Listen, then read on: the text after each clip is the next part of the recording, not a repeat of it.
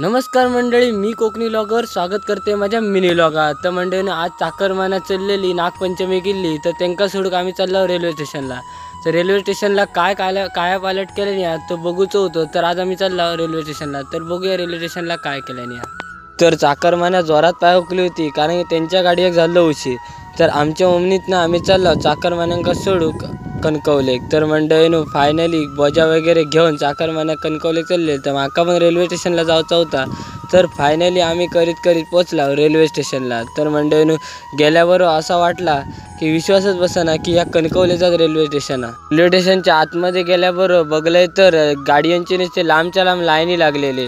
असं वाटत होतं की खयच्या तरी एअरपोर्टला येईल आणि गाड्यांची लाईनी लागली। तर बाजूक बघलंय, डाव्यासाठी बघलंय तर विधानच्या राणीच्या बागेत पोरांनीच ती मजा करी होती। तर कणकवलीच्या रेल्वे स्टेशनावर पहिल्यांदाच असं काहीतरी बघू गावत होता की गार्डन वगैरे केलेला होता मस्तपैकी, पोरांची मजा झाली।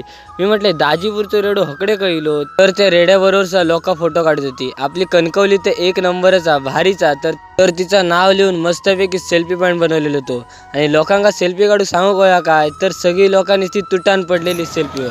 यासाठी बघलंय तर एकात्मतेचं चिन्ह असलेला हातांची पुतळं बांधलेलं होतं। तर हकडे गोगल गायसाठी एकदम गार्डन मस्तपैकी केलेला होता। पुढे व्हायची लय तर दिसला मंदिर।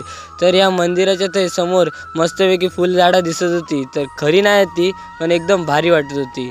हय जरा इले तर आपलं सिंधुदुर्गात काय काय या कोणाक माहीत आहे काय, तर माहीत नसत तर ह्या चार्टवर बघा, एकदम भारी सगळा काढलेला होता आणि आपल्या सिंधुदुर्गाची ओळख ह्याच्यावर सगळी दिसत होती। तर हय दिसत होतं समुद्र दिसत होतो, परत पवनचक्की दिसत देवगडचे, सगळ्यांका माहितीच असते। तर पुढे जरासं गेलं आणि वरचं तुम्ही मंडळीने लुक बघू शकतास की वाटता का रेल्वे स्टेशनला येईल असा। तर वाटतं असं प्लॅटफॉर्मला कायच्या तरी येईल आणि एअरपोर्टसाठी हय थांबलंय। तर असं टोटल लुक दिसत होतो बाहेरसून, एकदम भारी वाटत होता। रात्रीचा तर एकदम लायटिंगमध्ये भारी वाटतं। सगळा बघून पाय काय निघत नाही होतं रेल्वे स्टेशनवर ना, पण काय करणार, येळ नाही होतो त्याच्यामुळे चालला घरात। तर मंडळीनं कसं वाटलं व्लॉग या कमेंट करून नक्की सांगा आणि व्हिडिओ आवडला असेल तर लाईक आणि सबस्क्राईब नक्की करा।